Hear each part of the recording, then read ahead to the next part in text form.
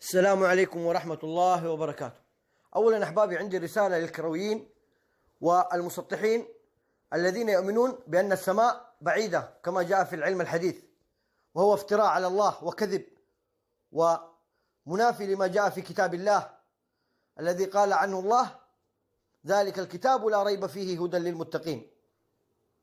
أنت وأنت تصلي حين تقول دعاء الاستفتاح تقول: اللهم باعد بيني وبين خطاياي كما باعدت بين المشرق والمغرب.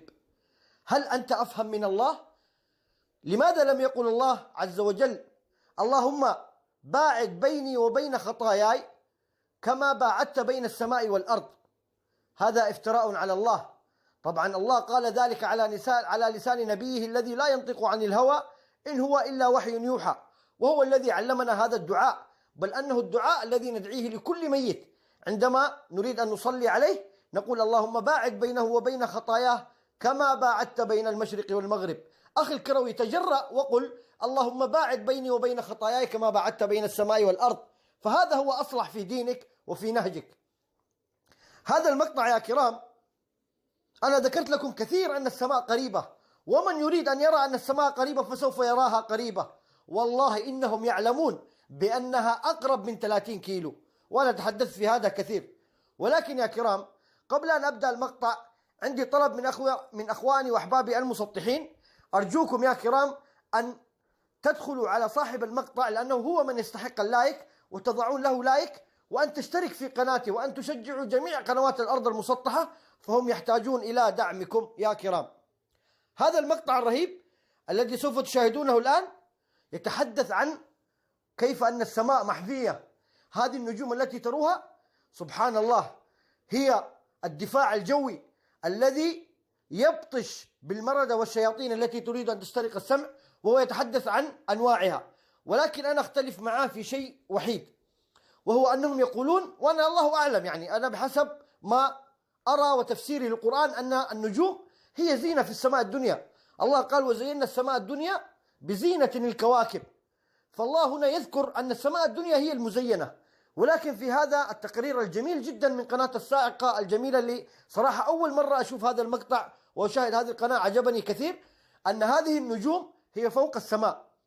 ولكن اللي أريد أن أثبت لكم في هذا المقطع، انظروا كيف أن السماء قريبة كما أثبت لكم وتأكدت حين أطلق هذا الصاروخ الإيراني. انظروا كيف انفجر بالقرب من الأرض، بمكان قريب ليس بعيد. إن السماء سقف محفوظ. بالله عليك يا أخي، هل يكون سقف يبعد عنا أكثر من مليار سنة ضوئية؟ 100 مليار سنة ضوئية أقل هذا تقدير، بل أضعاف ذلك بكثير. هذا العدد ينطق ولا يحسب، كلام الجاهلين وزخرف القول. كيف 100 مليار سنة؟ عمر الأرض كلها بعلمهم 13 مليار سنة، سنة طبيعية بالأيام. هم يقولون بعدها أكثر من 100 مليار سنة ضوئية يا كرام. يعني لكي تصعد إلى السماء يجب أن يكون لك بعمر الأرض آلاف الأضعاف، تخيل، ولن تصل إلى السماء في علمهم. الآن أترككم مع المقطع، والسلام عليكم. Astronomical topics in the Quran. The firing of celestial missiles. According to the Quran, one of the functions of stars, or perhaps certain stars, is to act as missiles, to drive away intruders. Nevertheless, the Quran clearly states that the stars are located inside the impenetrable sky. In other words, the sky acts as a barrier between the intruders and the missiles of the stars. If this seems puzzling, keep watching.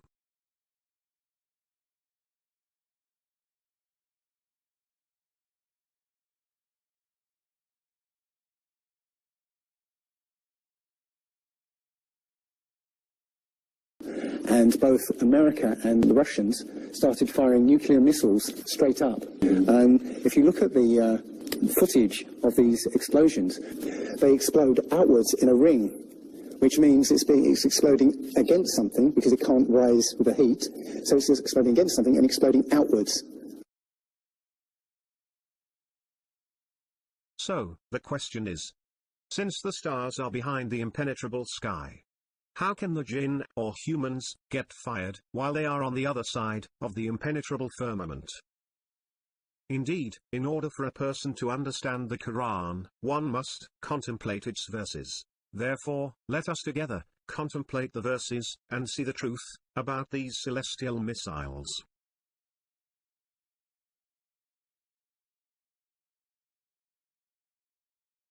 As you will see, the Quran mentions 3 main types of celestial missiles, not one. They are al-shihab, al-shuwaz, and invisible rujum. The most active type of missiles are the invisible projectiles. The second most active type is al-shihab, or the so-called meteor. Finally, the rarest type of celestial missiles is al-shuwaz. In fact, these missiles do not get fired from the stars. Further, humans rarely see them, as they occur around the confines of the earth. More details later. According to the Quran, the role of the invisible projectiles is to deter the evil ones, especially from jinn, from stealing information or revelations from the sky. Though, these invisible projectiles do not kill intruders. They only drive the intruders back from the sky.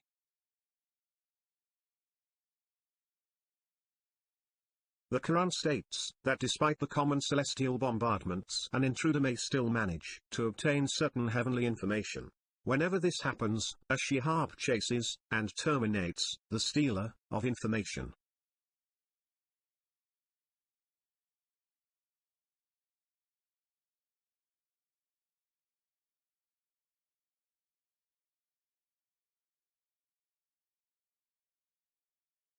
While the function of the shooting stars is to prevent the stealing of information, the role of this flame is to prevent jinn, or human-made objects, from passing the confines of the earth. Let us start with the verses regarding this flame, before moving to the main topic.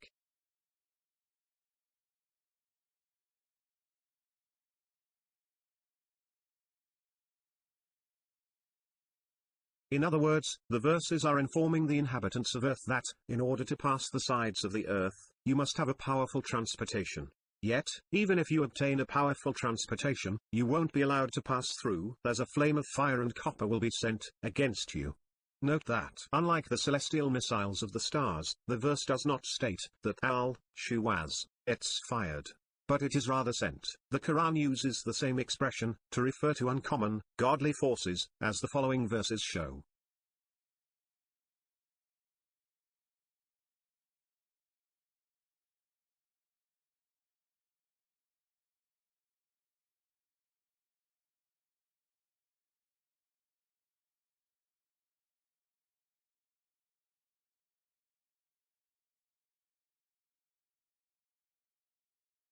But now, let us see the verses concerning the stars and their celestial projectiles. As we previously mentioned, one of the roles of stars is to protect the heavenly information through bombarding intruders wanting to obtain information. Here are some of the verses concerning one of the roles of stars, or perhaps certain stars.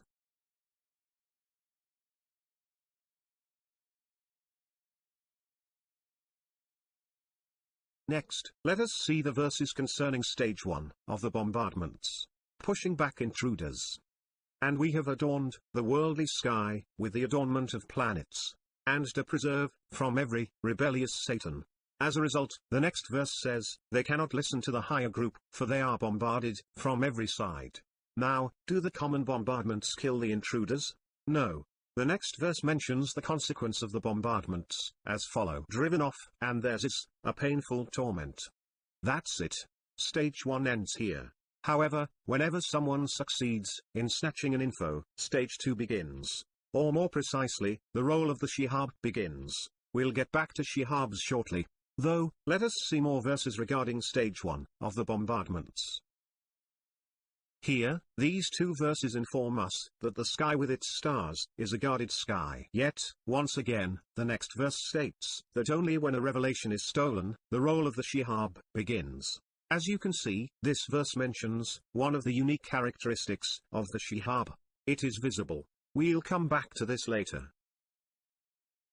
Let us see one more group of verses. And that we touched the sky. and we found it filled with intense guards and shihabs, and that we used to sit thereof, in sitting places, for listening. But whoso listens now, finds for him a monitoring shihab. As you can see, the verse indicates that the sky is touchable.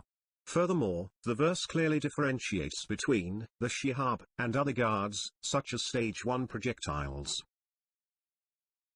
In this section, we will understand how a shihab can target a stealer of information, despite the fact that the firmament is situated between the source of the missile and the intruder. Firstly, let's get rid of some of the science fiction from our brains, through introducing a scientific statement stated by Nikola Tesla, the biggest electrical and mechanical engineer of the 20th century. He stated, "If you want to find the secrets of the universe, think in terms of energy, frequency, and vibration." Tesla, in other words, was referring to the electromagnetic waves.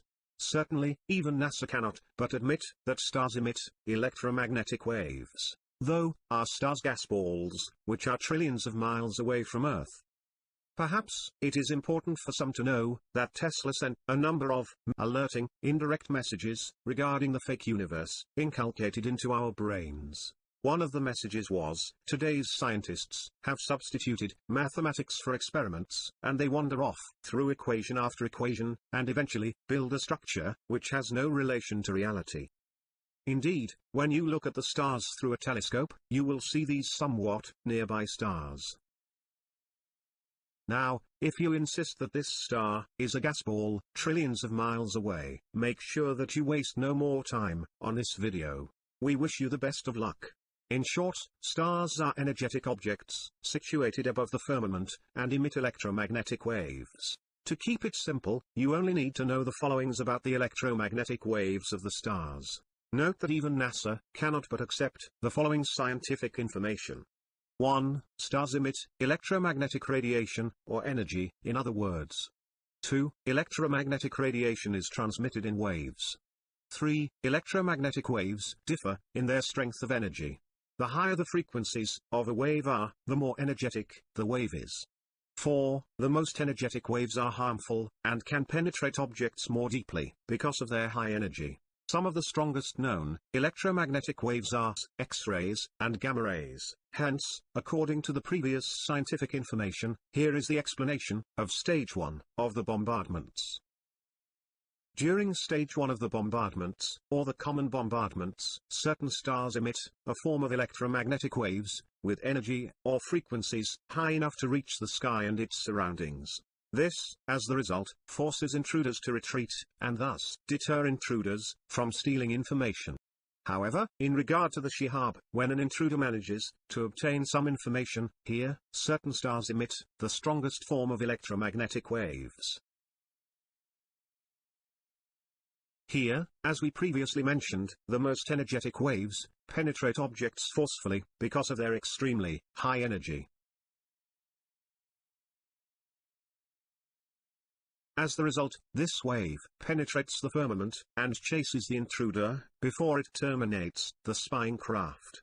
It is for this reason, God in the Quran describes the shihab as a penetrator, or a piercer.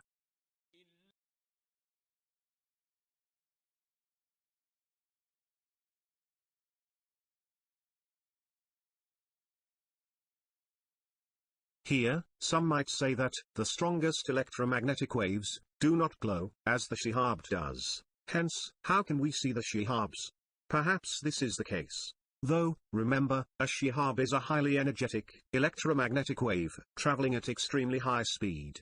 Accordingly, after it penetrates the firmament, and surges through the atmospheric gases, ionization occurs, and thus, its surroundings glows brightly, and the shihab becomes visible.